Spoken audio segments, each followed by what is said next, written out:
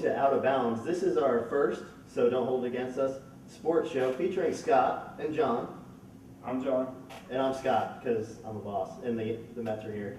Our format is pretty much like any other sports show, but except we're not wusses. We're gonna speak our mind about our topics.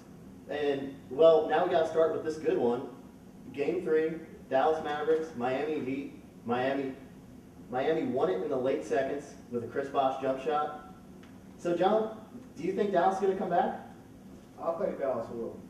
What they need to do, Dirk Nowitzki needs to take more shots. Yeah, he's their only scorer, and they need, my opinion, I think they need to find a second scorer. It's the same thing with the Bulls. The Bulls had D Rose. Nobody else stepped up to the plate. Nowitzki can't do it himself. I'm going to tell you what I would do if I was Rick Carlisle. And I Take out LeBron James with a tire iron? That helps. That helps. You could do that. Run the pick and roll with Sean Marion starting with the ball. The guy doesn't have great hands, but all he needs to do is get to the hoop once or twice to make Chris Bosh step out on that pick and then turn right around and hit Dirk over the top for a jump shot at the foul line or the three-point line. Yeah. Because Sean Marion has played a great series so far. He's played decent defense on LeBron because, let's face it, LeBron's going to score points. So, except if it's a fourth quarter. Sorry. Right. So he's not playing bad. And I think you reward that guy and see if you can't create a mismatch with LeBron James on Dirk Nowitzki. See if you can't get a quick, easy foul on him against Dirk being a bigger, stronger guy. That's just a thought. I don't know if it would work because, like I said, Sean Marion does not have the best ball handling skills. No, but good. He's been playing wicked defense. And I think he should take more shots outside. He's a good shooter. And that's my deal. You never know until you let him run the pick and roll. You might find out you have a spot there because you might be able to catch Chris Bosh and LeBron James off guard. If the communication breaks down, he goes to the basket and finger rolls, which we all know Sean Marion can do that. Excuse me, or maybe he gets to the lane, baby hook. He's got a baby hook that's probably one of the best baby hooks for a three that I've seen in quite a while. Yeah, I'm having this idea of maybe taking Jason Kidd out and giving Barea more minutes and playing D-Wade. Do you think Barea could actually play the stick with D-Wade? I think he could. Here's what I would do. I would do what Dallas has done, but I would play more of it. I would play a lot more zone. Guard against that outside shot, yeah. Right. I don't think Mario Chalmers, night in and night out, is going to have the same type of game that he had in Game 3. He had a pretty good game in Game 3, but he didn't have a good game the first two games, not like he had in Game 3. I think you make them beat you with jump shots. And if they do that, the ball has to go into the hands of D-Wade. And I think D-Wade, if you can get him to chase J.J. Barea a little bit on defense, it becomes an issue with him needing an extra break here and there. So I agree completely. I would find a mismatch with Barea on D-Wade if I could. Yeah, I mean, a Kid's been playing good, D on Wade, but Wade it's just been exploding in the fourth quarter. J. Kidd's getting tired. I mean, he's 38 years old. He's got some left in the tank, but you got to put Barea in. The kid's quick. I think he can cover him. Rick Carlisle, look at me. I like it when you play J. Kidd and Barea together. Oh, they work good playing 1 and 2. Jason Terry is so overrated, it's not even funny. Sorry, he was overrated when he was a Hawk. He is a 6th or 7th man, and they keep playing him all these long minutes. Jason Terry, who is that? Is he new to the team? Because he hasn't shown up in the finals. Exactly, and that's my point. And you're starting Deshaun Stevenson. They say it's for defense, but I can't tell that D-Wade ain't torched that man in the first 3 minutes of the series. I mean, and I understand, you know, guarding D-Wade, you don't guard D-Wade night in, night out. Don't get me wrong. Not saying he's a bad defender. You know, I would throw Barea at the 1 and start Kidd at the 2. Just see what you get. Because to me, Kidd's got a better three-point shot than Stevenson. Yeah. He's probably got a better three-point shot right now in his career than Jason Terry does, or so far in the finals. He's probably second best three-point shooter behind Dirk. Right. So I would just start the game off. If it doesn't flow right away, then make your substitution, move Kidd to the 1, bring Terry in at the 2 or Stevenson in at the 2.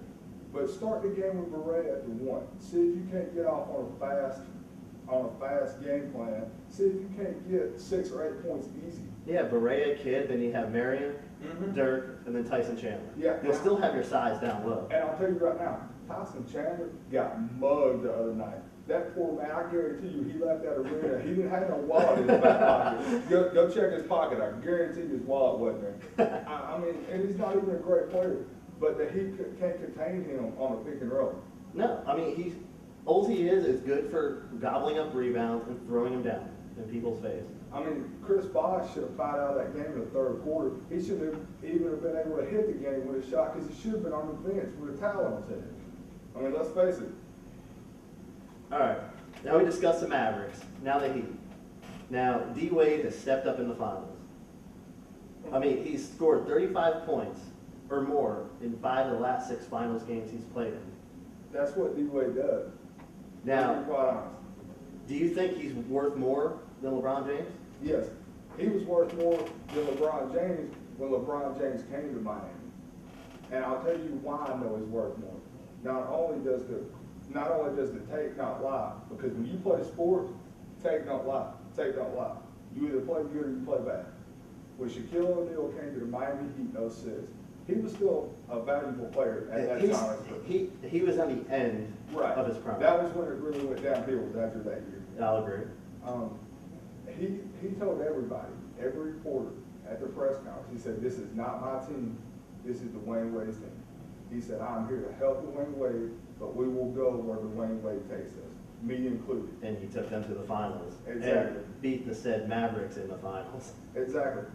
For a guy like Shaquille O'Neal, who had already won 3 rings with the Lakers and was the cornerstone of them 3 championships, because he was Finals MVP 3 times. And he was in 2 finals with the Magic when they went against the Rockets. Yes, and they should have won one of them, Yeah. but that's why we played the game.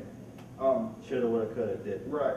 So, LeBron James, go ahead and ride D-Wade coattails, Princess James. Yeah. Because that's what you're going to have to do to win a championship. So would you think, just hypothetical, next year, whether the Heat win, lose, or draw in the finals, if, say, Wade, game 1 next year, gets injured, is this team as dominant as they were No, this year? no, Do they make the playoffs?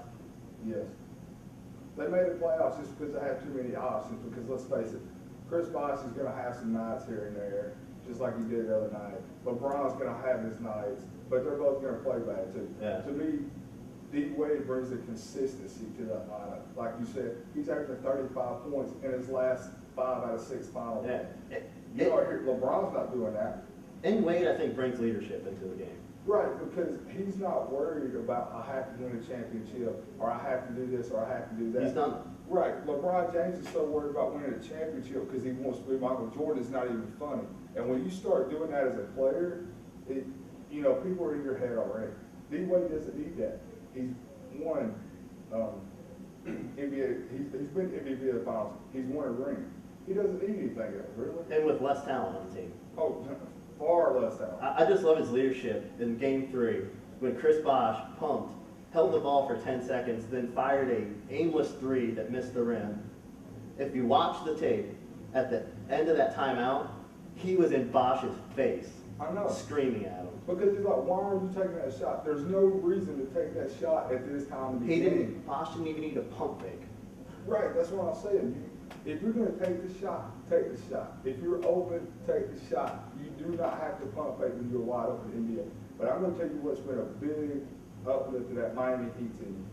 Udonis Haslem. Yeah. He is the motor. He's the hustle guy. He is what Kendrick Perkins was to the Celtics in their title run. Before they traded. Yeah, I mean, he's been doing his best on Dirk, and I think that last play when Dirk, of course, missed the shot to tie the game, you can't fault Dirk because Haslam was all over him. Right. Grant's a high percentage shot, but it's not very high percentage when you have somebody right on you. Well, hey, let's keep this thing rolling right along. And we're going to wrap up the show today, and I think it's a good place to go. Let's go with your top 5 most hated teams, and then we'll do the top 5 most loved teams. I love it. Well, my top five, I'll give a little suspense. Go from 5 to 1. Most hated. The Oakland Raiders, which, I mean, it's not the team. It's the owner. Al Davis, I hate you. I hate you with a passion. Why don't you just retire in Florida like everybody else does when they hit 80? I mean, really? I'll go with the Steelers. I don't hate their ownership, Wow. but Big Ben, I hate you. I think you're overrated. Hines Ward, you're the dirtiest player in the game. You're the toughest guy when somebody's back's turned to you, Hines. Not to mention you wear makeup. Oh yeah. Oh my God, poor guy. The Cowboys, wow. 3 of my 5 guys are NFL teams. The Dallas Cowboys. I'm an Eagles fan, okay. I'm supposed to hate the Cowboys. But Jerry Jones, you're very business savvy, but you're also a crappy owner. I mean, all you do is shell out money. If I had money, I would be shelling it out. Tony Romo? Really? Really? You're banking your team on Tony Romo? Wow. Number 2, we just talked about this team, Miami Heat. Well, obviously they're going to be in the finals because they spent over $100 million on players. I mean, I wish I could afford players. I know. And the New York Yankees. Who didn't see that coming? Is my number 1 pick. Yeah. Well, my 5 most hated teams.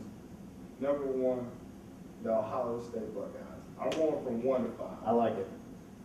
They are who we thought they are. Jim Tressel wrote a book about doing it the right way. Well, if that's the right way to do it, I guess everybody's a winner, even Charlie Sheen.